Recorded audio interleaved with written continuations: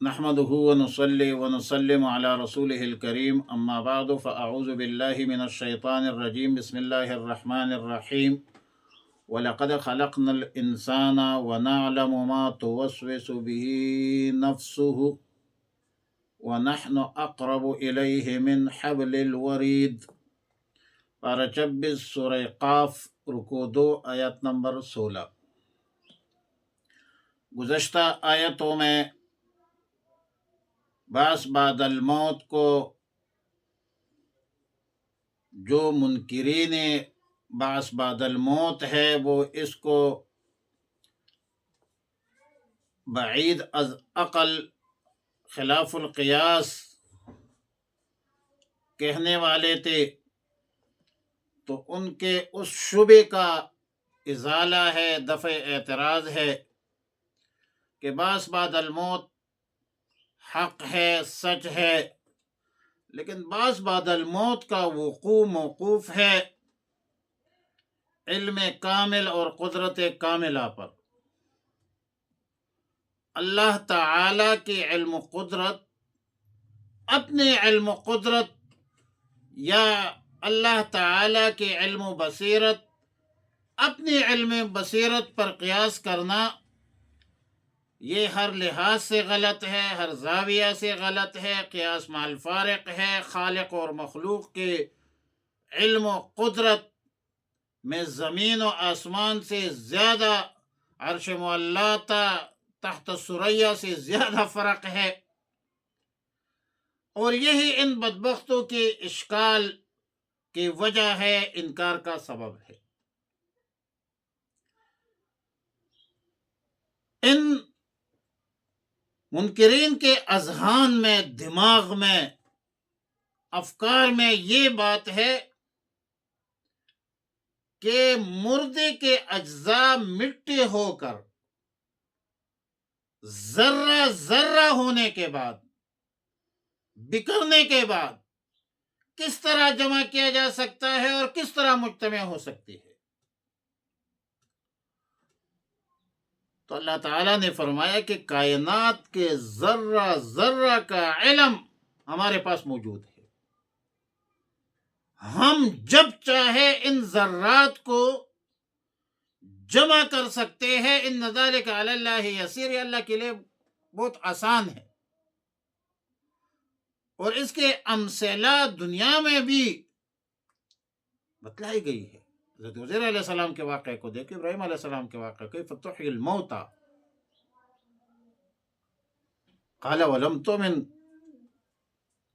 واقعات موجود ہیں۔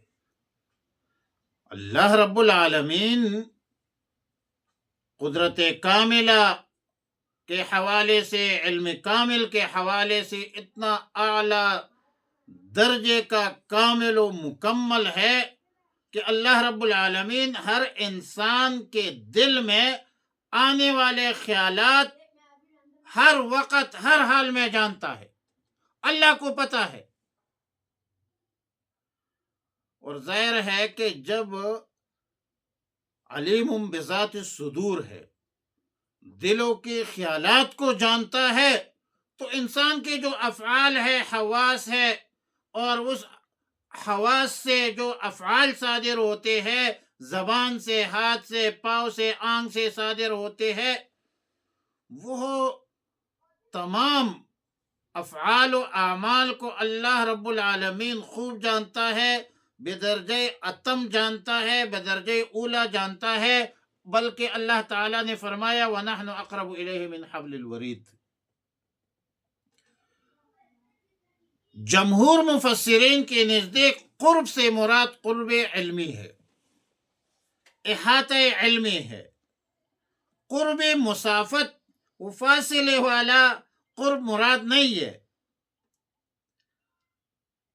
اب لفظ ورید عربی زبان میں ہر جاندار کے یا جانور کے، حیوان کے، انسان کے وہ رگے ہے جس سے خون کا سیلان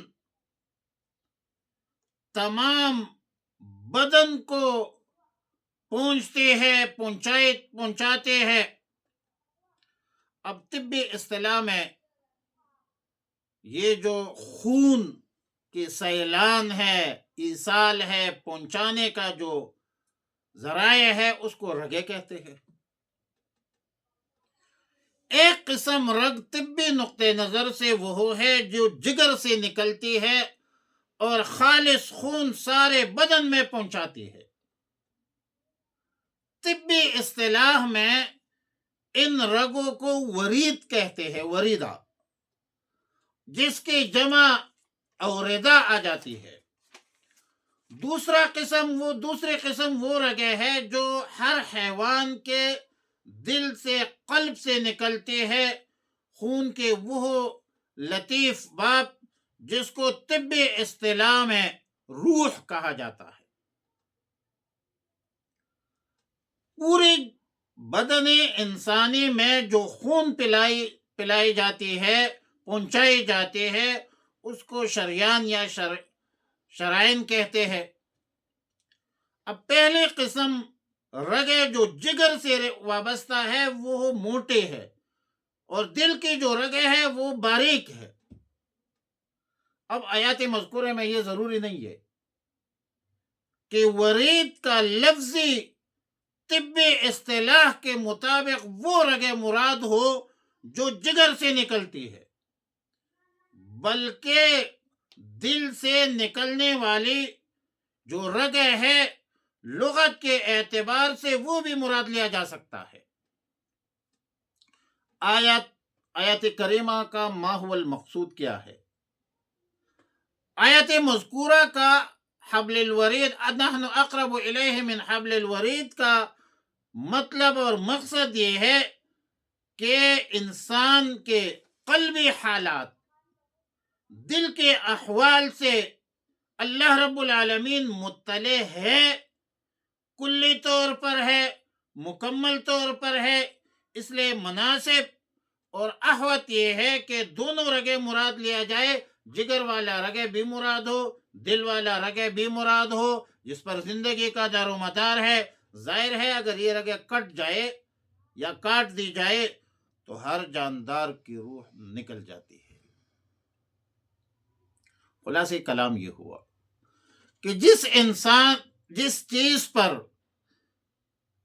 چیز پر انسانی زندگی کا دار و مدار ہے، جس پر انسان کی زندگی موقوف ہے، ہم اللہ تعالیٰ نے فرمایا کہ ہم ان لوگوں سے بھی زیادہ قریب ہے، اور قرب سے مراد قلبی علمی ہے، احاطہ علمی ہے۔ ایک اور بات، صوفیاء کرام کے نزدیک نحن اقرب الیہ من حبل الورید میں قرب سے مراد قربی علمی نہیں ہے، احاطہ علمی بھی نہیں ہے، بلکہ ایک خاص قسم کا اتصال مراد ہے، جس کی حقیقت اور کیفیت کسی کو معلوم نہیں ہو سکتی۔ یہ قرب اور یہ اتصال بلا کیف موجود ہے، اور قرآن کریم کے متعدد آیاتوں میں، احادیث صحیحہ میں جو الفاظ بعض آئے ہیں، معنا کا لفظ آیا ہے، وہ اس پر شاہد ہے۔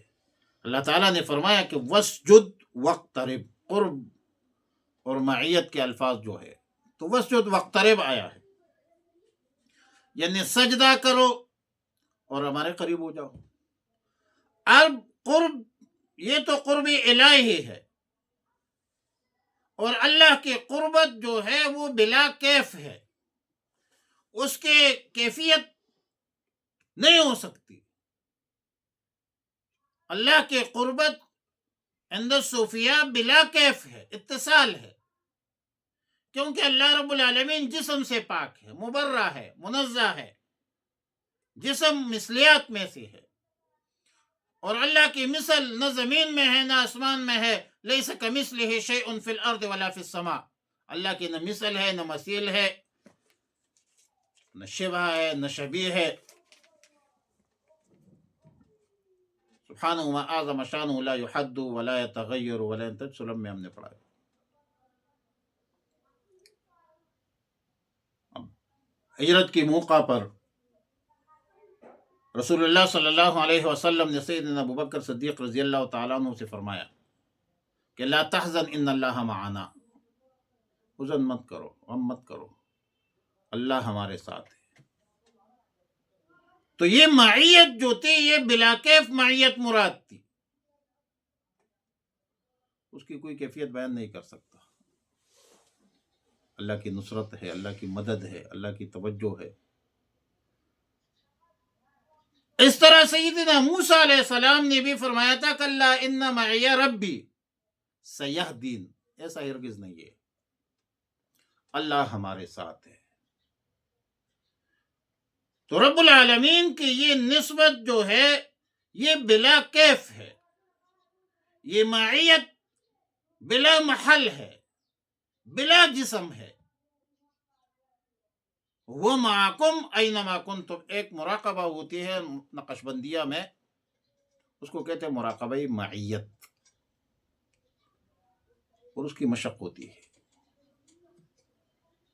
یہ جو اتصال کا، قرب کا صوفیاء کے نزدیک جو بلا کیف، بلا محل، بلا جسم ہے، یہ حاصل ہوتی ہے مومنین کو۔ انسانوں کے اعمال صالحہ کے نیک اعمال کا نتیجہ ہوتا ہے، یہ صرف اور صرف مومنین مخلصین کے لیے مخصوص ہے، اور ایسی مومنین مخلصین کو اولیاء کہا جاتا ہے، یہ اولیاء اللہ ہے۔ الغرض مذکورہ آیت اور روایات کے مطابق ایک انسان کا اپنے خالق، مالک، رازق کے ساتھ ایک خاص قسم کے اتصال کا وہ قرب مراد ہے، اور گو کہ اس کی حقیقت اور کیفیت کا ادراک ہم کر نہیں سکتے، ظاہر نہیں ہو سکتی۔ رومی نے یہ بڑی پیاری بات کی ہے، مولانا رومی نے، اتصال بے مثال بے قیاس، اتصال بے مثال و بے قیاس، ہست رب الناس رابع جان ناس۔ یہ قرب اور اتصال آنکھ نہیں دیکھ سکتے، یہ نظری نہیں ہے، یہ نظریاتی ہے۔ یہ معلوم ہوتی ہے فراست ایمان سے معلوم ہوتی ہے، یہ خالق اور مخلوق کے درمیان وہ پردہ ہٹ جائے تو تبھی حاصل، کیوں خالق و مخلوق میں حائل رہے پردے، کیوں خالق و مخلوق میں حائل رہے پردے، پیران کلیسا کو کلیسا سے ہٹا دو، میں ناخوش و بیزار ہوں مرمر کے سلوں سے، میرے لیے مٹی کا حرم اور بنا دو۔ وعلی کل حال ونحن اقرب الیہ من حبل الورید میں مجموعی طور پر تین باتیں ہو گئی۔ نمبر ایک، جمہور مفسرین کا قول کہ نحن اقرب الیہ من حبل الورید سے مراد قرب علمی ہے، احاطہ علمی ہے، اتصال علمی ہے، اور اللہ کا علم بہت وسیع ہے۔ صوفیاء کے نزدیک قرب سے مراد اتصال ہے، لیکن بلا کیف ہے، اس کی کوئی سچویشن نہیں، کیفیت نہیں ہے۔